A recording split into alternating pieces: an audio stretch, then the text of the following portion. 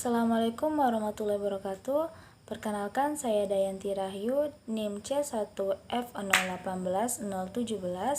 Di sini saya akan menjelaskan materi tentang Islam dan Syariah Islam dari mata kuliah Akuntansi Syariah yang dosen pengampunya adalah Pak Wirmi Eka Putra. Baiklah, apa itu makna Islam?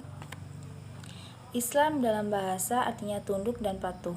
Islam adalah agama yang menjadi pedoman hidup dan berkehidupan yang dikeluarkan langsung oleh Allah Subhanahu wa taala, penciptaan, pemilik, pemeliharaan dan penguasaan tunggal alam semesta, agar manusia tunduk dan patuh dan pasrah kepada ketentuannya, agar dapat meraih derajat kehidupan lebih tinggi, yaitu kedamaian, kesejahteraan dan keselamatan, baik di dunia maupun di akhirat. Seperti dalam Quran Surah Al-Baqarah ayat 112, Bala man aslama wajhahu lillahi wa huwal muhsinu falahu ajruhum inda rabbihim walau khaufun alaihim walahum yazanun, yang artinya bahkan barang siapa yang menyerahkan diri kepada Allah sedangkan ia berbuat kebaikan, maka baginya pahala pada sisi Tuhannya dan tidak ada kekhawatiran terhadap mereka dan tidak pula bersedih hati. Dasar-dasar Islam ada 3, yaitu akidah, syariah, dan akhlak. Akidah menurut bahasa Arab artinya ikatan. Menurut istilah, akidah adalah perjanjian yang teguh dan kuat. Jadi, akidah ini bagaikan ikatan perjanjian yang kokoh yang tertanam jauh di dalam lubuk hati sanubari manusia. Seperti dalilnya dari akidah itu dalam Quran Surah Al-Baqarah ayat 136 dan Quran Surah Al-Imran ayat 84. Syariah. Apa itu syariah? Menurut bahasa Arab, syariah adalah jalan yang ditempuh atau garis yang seharusnya dilakukan. Menurut istilah, pokok-pokok aturan hukum yang digariskan oleh Allah Subhanahu wa taala untuk dipatuhi dan dilalui oleh seorang muslim dalam menjalankan segala aktivitas hidupnya. Ibadah di dunia, kaidahnya, hukum asal ibad wahdab adalah segala sesuatu dilarang untuk dikerjakan kecuali yang diperbolehkan dalam Al-Quran atau dicontohkan Nabi Muhammad melalui as-sunnah. Adapun akhlak adalah sering juga disebut sebagai ihsan, dari kata Arab bahasan yang berarti baik. Menurut Nabi Muhammad SAW, ihsan adalah engkau beribadat kepada Tuhanmu seolah-olah engkau melihatnya sendiri. Kalaupun engkau tidak melihatnya, maka ia melihatmu. Jadi akhlak merupakan suatu hubungan antara manusia dengan Allah, manusia dengan individu, dan manusia dengan alam sekitarnya. Hukum Islam secara istilah disebut juga hukum syar', adalah hukum Allah yang mengatur perbuatan manusia, yang di dalamnya mengandung tuntutan untuk dikerjakan oleh para mukallaf atau ditinggalkannya, atau yang mengandung pilihan antara dikerjakan atau ditinggalkan. Hukum Islam hanya dapat diambil dari sumber-sumber hukum Islam, yaitu Al-Quran, As-Sunnah, Ijma', dan Qiyas. Apa sih itu Al-Quran? Al-Quran adalah sumber atas dasar hukum yang utama dari semua ajaran dan syariat Islam, berbentuk lafaz yang mengandung arti dan makna dari suatu peristiwa yang telah terjadi, sedang terjadi, dan yang belum terjadi, yang disampaikan Allah Subhanahu wa taala kepada Nabi Muhammad melalui malaikat Jibril. As-sunnah adalah ucapan maupun perbuatan Rasulullah tentang suatu berkaitan dengan kehidupan atau tentang suatu hal, atau disebut pula hadis.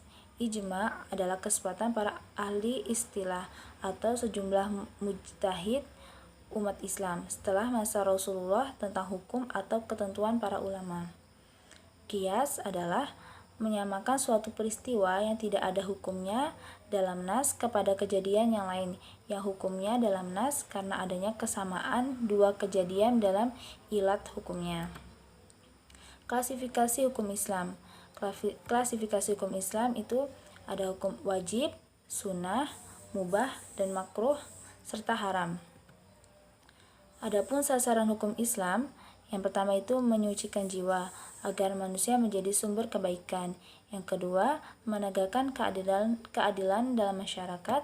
Yang ketiga, mewujudkan kemaslahatan manusia disebut juga maqasid syariah, tujuan syariah. yang meliputi pemeliharaan terhadap agama, jiwa, harta. Memelihara agama adalah untuk memelihara agama Allah, mewajibkan manusia untuk sholat, zakat, puasa, dan haji. Apabila manusia tidak melakukannya, peribadatan tersebut, maka di mata Allah ia akan mendapatkan dosa karena tidak menjalankan apa yang diperintahkan. Hal ini berdasarkan Quran Surah Al-Baqarah ayat 256, yang artinya tidak ada paksaan untuk memasuki agama Islam. Sesungguhnya telah jelas yang benar daripada jalan yang salah. Yang kedua, memelihara jiwa. Apa itu memelihara jiwa? Memelihara jiwa ialah memelihara hak untuk hidup secara terhormat agar manusia terhindar dari pembunuhan, penganiayaan, baik fisik maupun psikis, fitnah, caci maki, dan perbuatan lainnya. Hal ini berdasarkan Quran Surah Asy-Syu'ara yang artinya balasan perbuatan jahat adalah kejahatan yang seimbang dengannya. Barang siapa yang memaafkan dan berlaku damai, pahalanya ada di tangan Allah. Quran Surah Asy-Syu'ara ayat 40.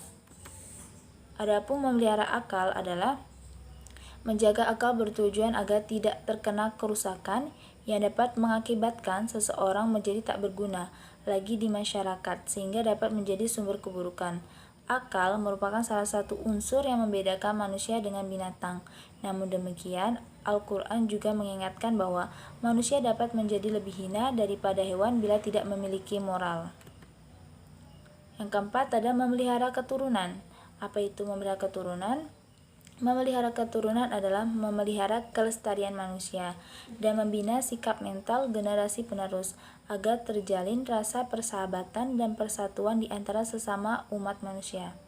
Untuk mencapai tujuan tersebut, diperlukan pernikahan yang sah sesuai dengan ketentuan syariah sehingga dapat terbentuk keluarga yang tentram dan saling menyayangi.